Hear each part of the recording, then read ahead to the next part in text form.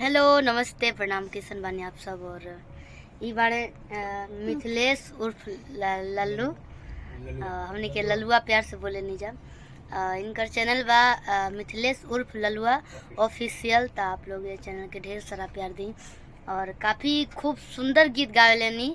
देखो गाना गाइबो। शादी करइलो नगद ले आइलो शादी करइलो नगद ले आइलो 5 दिन रहलो ना घरवा ए राजा कैसे रहेलो बाहरवा। वाह क्या बात है। तो सब सुनिए कितना अच्छा गावता नहीं। तो ये बाबू के ढेर सारा प्यार दी और चैनल के सब्सक्राइब करी और अच्छा लागल ओके गीत बाबू के तो आगे भी शेयर करी और ढेर सारा प्यार दी। जय माता दी।